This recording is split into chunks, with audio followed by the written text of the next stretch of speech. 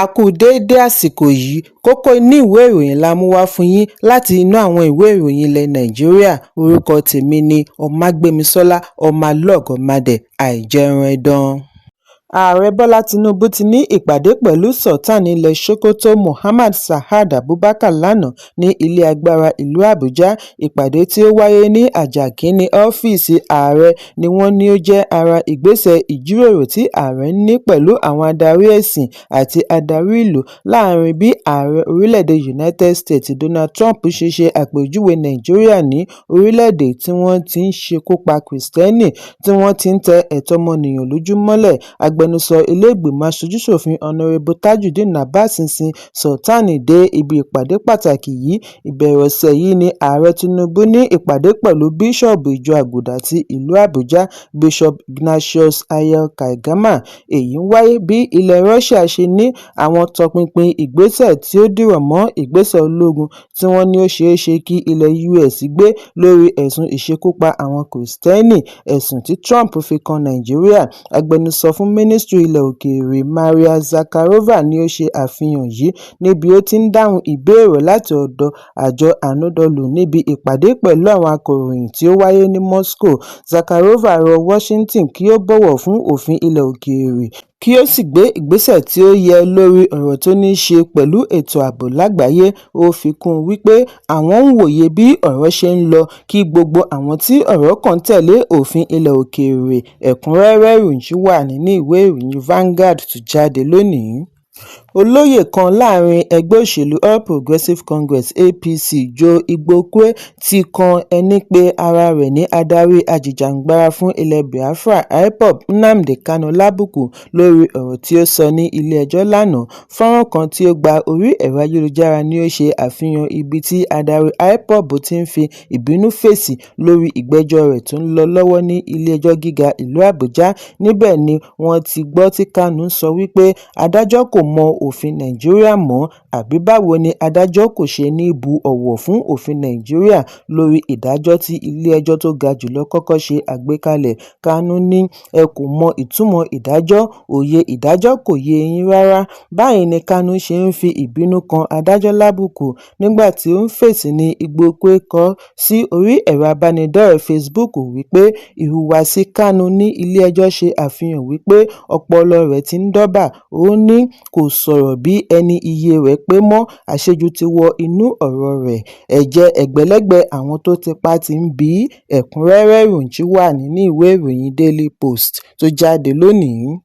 Iléeṣẹ́ apínnáka ìlú Àbújá ABED ti bẹ̀rẹ̀ gbálẹ̀-ngbàtà pẹ̀lú ẹgbẹ̀rin òṣìṣẹ́ tí wọ́n júwe ilé fún láàrin ìṣòro ọ̀wọ́ngógó àti dákúrekú iná mọ̀nàmọ́ná. Ìgbésẹ̀ yìí tí ó ti bẹ̀rẹ̀ bí láti ọjọ́ 5 oṣù kọkànlá ọdún 2025 wáyé lẹ́yìn ọ̀pọ̀lọpọ̀ oṣù tí àtúpalẹ̀ ti ń lọ lọ́wọ́ láàrin ilé-iṣẹ́ tó ń ṣàmójútó Àbújá, Kogi, Niger àti Nasarawa. Orísun ìròyìn tí wọ́n mọ̀ nípa ìṣẹ̀lẹ̀ yìí fìdí ẹ̀ múlẹ̀ wípé 1,800 òṣìṣẹ́ ní AEDC kọ́kọ́ gbà lérò àti júwe ilé fún kí wọ́n tó ṣe àdínkù rẹ̀ sí 800 lẹ́yìn ọ̀pọ̀lọpọ̀ ìdúnàdúrà pẹ̀lú ẹgbẹ́ òṣìṣẹ́ iléeṣẹ́ amúnáwá. Àwọn tí wọ́n júwe ilé fún wọ̀nyí ni wọ́n ní wọn yóò bẹ̀rẹ̀ sí gba lẹ́tà wọn bẹ̀rẹ̀ láti ọjọ́ Ajé tó ń bọ̀. Lẹ́tà yìí ṣàlàyé wípé gbogbo àwọn tí ìjì yìí bá fẹ́ dé ọ̀dọ̀ rẹ̀ ni yóò gba ẹ̀tọ́ àti àjẹmọ́nú lẹ́yìn tí wọ́n bá parí ìgbésẹ̀ àyẹ̀wò clearance process. Ẹ̀kúnrẹ́rẹ́ ìròyìn wà nínú ìwé ìròyìn Punch tó jáde lónìí. Ikọ̀ ọlọ́pàá ìpínlẹ̀ Adamawa ti fi ọwọ́ ṣìkún òfin mú bàbá àgbàlagbà ẹni ọdún 71 71 Jerry Clifford Peter lórí ẹ̀sùn wípé ó ṣekú pa ìyàwó rẹ̀ Mailda Jerry ẹni ọdún 67 67. Ọwọ́ ọlọ́pàá tó bàbá yìí lẹ́yìn ẹ̀sùn wípé ó gún ìyàwó rẹ̀ níbi fàákájà tí ń lọ lọ́wọ́ ní ìjọba ìbílẹ̀ Demsa. Àtẹ̀jáde láti ọwọ́ alukoro ọlọ́pàá ìpínlẹ̀ SP Sulaimon Nguroje ṣàlàyé wípé ìṣẹ̀lẹ̀ yìí wáyé ní Ọjọ́bọ̀ ọjọ́ 6 oṣù kọkànlá ọdún 2025 lẹ́yìn tí èdè àìyedè yọrí sí fàákájà. Nguroje ní níbi èdè àìyedè ni afurasí ti gún ìyàwó rẹ̀ pẹ̀lú ọ̀bẹ àti àáké ní ọ̀pọ̀lọpọ̀ ìgbà. Wọ́n gbé ìyàwó yìí dìgbàdìgbà re ilé ìwòsàn ṣùgbọ́n jọlọ́run nípè ní bí ó ti ń gba ìtọ́jú lọ́wọ́. Wọ́n ti gbé òkú rẹ̀ lọ ibi ìgbókùúsí fún àyẹ̀wò autopsy. Alukoro ọlọ́pàá ní lójú ẹsẹ̀ ní ọwọ́ tó afurasí tí wọ́n sì rí ohun ìjà olóró, ọ̀bẹ àti àáké tí ó fi ṣiṣẹ́ láabi yìí gbà ní ọwọ́ rẹ̀ gẹ́gẹ́ bí ẹ́síbíìtì. Kọmíṣánná ọlọ́pàá Takumbo Maurice ṣe àpèjúwe ìṣẹ̀lẹ̀ yìí ní ìwà ẹranko bí ó ti darí ẹ̀ka ìṣèwádìí ìwà ọ̀daràn SCID Yola kí wọ́n gba ìṣàkóso ẹjọ́ kí wọ́n sì rí i dájú wípé wọ́n ṣe ìwádìí tó jinlẹ̀ pẹ̀lú ẹjọ́. Ẹ̀kúnrẹ́rẹ́ ìròyìn ṣì wà nínú ìwé ìròyìn Daily Post tó jáde lónìí. Lónìí ni àwọn bíi 2.7 mílíọ̀nù tí wọ́n fi orúkọ sílẹ̀ yóò di ìbò ní ìpínlẹ̀ Anambra láti yan gómìnà tuntun tí yóò darí ìpínlẹ̀ fún ọdún mẹ́rin mìíràn. Ní ìlú Awka, Onitsha àti àwọn ìlú ńláńlá ní lílọ-bíbọ̀ àti káràkátà ti wáyé lánàá ọjọ́ Ẹtì. Àlékún ètò ààbò ní gbogbo àyíká ọ́fíìsì àjọ elétò ìdìbò pẹ̀lú ọkọ̀ òfurufú hẹlikọ́pítà tó ń fò káàkiri ìpínlẹ̀. Àwọn olùdíje yóò kópa láti ẹgbẹ́ òṣèlú mẹ́rìndínlógún ṣùgbọ́n àwọn tí wọ́n ṣe gbòógì jùlọ ní àwọn mẹ́rin níbi tí gómìnà Charles Soludo láti ẹgbẹ́ òṣèlú APGA ti ṣe ọ̀kan nínú wọn, George Moghalu láti ẹgbẹ́ Labour, Nicholas Ukachukwu láti APC àti Jude Ezenwafo láti PDP. Láti ọdún 2006 ní ìpínlẹ̀ Anambra ti wà lábẹ́ APGA. Peter Obi ni gómìnà ìpínlẹ̀ Anambra àkọ́kọ́ láti APGA. Ìbáṣepọ̀ gómìnà Soludo pẹ̀lú ààrẹ Bọ́lá Tinubu ni àwọn kan rí gẹ́gẹ́ bí àpẹẹrẹ wípé ètò ìdìbò yìí yóò ṣe lóore. Ìbẹ̀rẹ̀ ọdún yìí tí Tinubu ṣe àbẹ̀wò sí Awka ni Soludo sọ gbangba àtìlẹ́yìn rẹ̀ fún Tinubu níbi ìdìbò ààrẹ ọdún 2027. Ìdìbò yìí ni àkọ́kọ́ lábẹ́ alága tuntun tí wọ́n ṣẹ̀ṣẹ̀ yàn fún àjọ elétò ìdìbò INEC, ọ̀jọ̀gbọ́n Joash Amopitan tí ó gba ipò ní ọ̀sẹ̀ díẹ̀ sẹ́yìn. Ẹ̀kúnrẹ́rẹ́ ìròyìn ṣì wà nínú ìwé ìròyìn Daily Trust tó jáde lónìí. Alákòóso àgbà fún ìjọ ìràpadà RCCG Pásítọ̀ Enoch Adébóyè ti rọ ààrẹ Bọ́lá Tinubu kí ó tètè gbé ìgbésẹ̀ àti ọgbọ́n láti fi yanjú ẹ̀sùn ìṣekúpa Kìrìsìtẹ́nì ní Nàìjíríà. Nígbà tí ó ń sọ̀rọ̀ níbi ìsìn ẹ̀mí mímọ́ fún oṣù kọkànlá tí ó wáyé ní ilẹ̀ Ìpàgọ́ ní Adébóyè ní ìjọba gbọ́dọ̀ wá ọ̀nà àti tako ìṣòro ààbò tó ń dojúkọ orílẹ̀-èdè. Adébóyè ṣàlàyé wípé bí òun bá rí ààyè àti gba ìjọba nímọ̀ràn, òun á ní kí ìjọba dá bí ọgbọ́n. Pásítọ̀ ní òun ní ìbátan láàrin àwọn ẹlẹ́sìn Mùsùlùmí. Ìgbà kan rí ni Mùsùlùmí àti Kìrìsìtẹ́nì ti wà papọ̀ tí wọ́n jọ ń gbé. Adébóyè ṣe ìrántí ìgbà kékeré tí òun bá àwọn Mùsùlùmí jẹ lásìkò sààrì tóun á tún padà jẹ oúnjẹ òwúrọ̀ ṣùgbọ́n wàhálà ẹ̀sìn bẹ́ sílẹ̀ lẹ́yìn tí wọ́n mú òṣèlú bọ inú ẹ̀sìn. Adébóyè ṣàlàyé wípé gbogbo àwọn ààrẹ tó ti jẹ kọjá lòun máa ń gbà nímọ̀ràn níkọ̀kọ̀ lórí ètò ààbò àti ọ̀rọ̀ ẹ̀sìn ṣùgbọ́n ìwọ̀nba ni tòun nítorí aláṣẹ pátápátá Commander-in-Chief nìkan ni ó ní agbára àti gbé ìgbésẹ̀. Ó ní ìmọ̀ràn lásán ni ènìyàn lè fún aláṣẹ pátápátá, ènìyàn kò lè pàṣẹ fún un.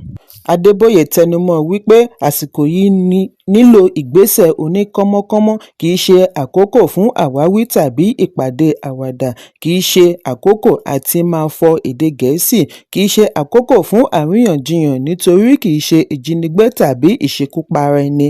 Àsìkò yìí kì í ṣe fún Kìrìsìtẹ́nì nìkan, Mùsùlùmí náà pín nínú rẹ̀. Àwọn aláìṣẹ̀ ló ń kú lójoojúmọ́. Adébóyè ní òun gbọ́ bí Tinubu tí ó ṣe àpèjúwe rẹ̀ ní àná rẹ̀ ṣe ń sọ wípé ohun gbogbo ti padà bọ̀ sípò, all is well, ní báyìí tí àwọn ará ìpàgọ́ Ogunléndé ti padà sí ilé wọn. Adébóyè ní òun fẹ́ẹ́ lè sọ wípé ẹni kọ àtẹ̀jáde yìí kò nífẹ̀ẹ́ ààrẹ bí ó tilẹ̀ jẹ́ wípé ààrẹ ni ó kà á síta. Ọ̀pọ̀ èrò ni wọ́n súnmọ́ ààrẹ tí wọn kò nífẹ̀ẹ́ rẹ̀ tí wọn kì í bá a sọ òótọ́ ọ̀rọ̀. Ọjọ́ kejì ni a gbọ́ wípé wọ́n tún pa ọba kan ní Kwara tàbí Kogi. Adébóyè ní ìjọba tó wà lóde jogún bá ìṣòro ṣùgbọ́n ààrẹ gbọ́dọ̀ múra sí ojútùú tó ṣe gbòógì. Ó ní kí ìjọba wá ọgbọ́n àti ní ìjíròrò pẹ̀lú Donald Trump kí ó fún wa ní 100 ọjọ́ láti fi ké sí àwọn olórí ológun tuntun kí wọ́n yanjú ìṣòro yìí láàrin oṣù 3 tàbí kọ̀wé fipò sílẹ̀. Adébóyè parí ọ̀rọ̀ rẹ̀ pẹ̀lú bí ó ti rán ìjọ létí wípé Ọlọ́run ṣèlérí àlàáfíà fún wa lẹ́yìn ìjì ayé. Ẹ̀kúnrẹ́rẹ́ ìròyìn ṣì wà nínú ìwé ìròyìn Nigerian Tribune tó jáde lónìí. Ọlọ́pàá ìlú Àbújá ti ní àwọn ti pe Samuel Orjiegu tí í ṣe arákùnrin òṣèrébìnrin ilẹ̀ Nàìjíríà Regina Daniels síwájú ilé-ẹjọ́ gíga ìlú Àbújá lórí ẹ̀sùn ìlẹ̀dí àpò pọ̀, ìwà ọ̀daràn, ìkọjá ààyè, ìfìyàjẹni, ìdúkokòmọ́ni àti olè jíjà. Alukoro ọlọ́pàá Àbújá SP Josephine Adeh ni ó ṣe àfihàn yìí nínú àtẹ̀jáde àná, bí ó ti fìdí ẹ̀ múlẹ̀ wípé ìgbésẹ̀ yìí wáyé lẹ́yìn ìwé ẹ̀dùn ọkàn pẹtíṣọ̀nù tí àwọn gbà ní ọjọ́ 28 oṣù kẹwàá ọdún 2025 tako Orjiegu àti àwọn 3 mìíràn. Gẹ́gẹ́ bí àlàyé Adeh, Orjiegu kọ̀ àti jẹ́ gbogbo ìpè tí ọlọ́pàá fi ránṣẹ́ sí i kí wọ́n tó fi ọwọ́ ṣìkún òfin mú un ní ìpínlẹ̀ Èkó gbé e lọ ìlú Àbújá fún ìwádìí. Ọlọ́pàá fi kún un wípé lẹ́yìn ìwádìí ni àwọn fi ojú Orjiegu bá ilé-ẹjọ́ ní ọjọ́ 6 oṣù kọkànlá ọdún 2025. Ilé-ẹjọ́ ti fi sí àhámọ́ títí ìgbà tí yóò bá gbèdéke tí ilé-ẹjọ́ fún pàdé, bí ó ti fi dá aráàlú lójú wípé ọlọ́pàá ní àfojúsùn láti ṣiṣẹ́ wọn bí iṣẹ́ kí wọ́n sì bọ̀wọ̀ fún òfin. Èyí wáyé láàrin rògbòdìyàn tí ó dìrọ̀ mọ́ Regina Daniels bí ó ti bú sẹ́kún nínú fọ́nrán kan tí ó gba orí ẹ̀rọ ayélujára lórí àhámọ́ tí arákùnrin rẹ̀ wà. Ìgbésẹ̀ yìí wáyé lẹ́yìn ọ̀sẹ̀ díẹ̀ tí ìròyìn jẹ jáde lórí wàhálà nínú ìgbéyàwó Regina àti Senator Ned Nwoko tí ó fi ẹ̀sùn ìfìyàjẹni kàn, ṣùgbọ́n Nwoko sẹ́ ẹ̀sùn yìí bí ó ti ṣe ẹ̀sùn wípé àpọ̀jù egbòogi olóró àti ọtí ni ó fa ìhùwàsí Regina àti wípé òun ti ní kí ó kálọ ọgbà ẹ̀wọ̀n àtúnṣe Rehabilitation Center.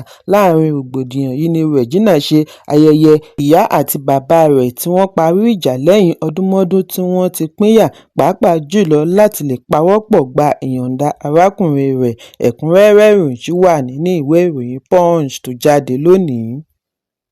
Kókó inú ìwé ìròyìn tòní kò ní jù báyìí lọ. Ẹ pàdé mi ní ọjọ́ Ajé Monday fún àkọ́tún ìròyìn. Kí a tó lọ, ẹ má ṣaláì fi àkíyèsí yín ránṣẹ́ kí ẹ sì bá wa subscribe sójúnà wa lórí YouTube kí kókó inú ìwé ìròyìn lè máa tẹ̀ yín lọ́wọ́ ní kíákíá.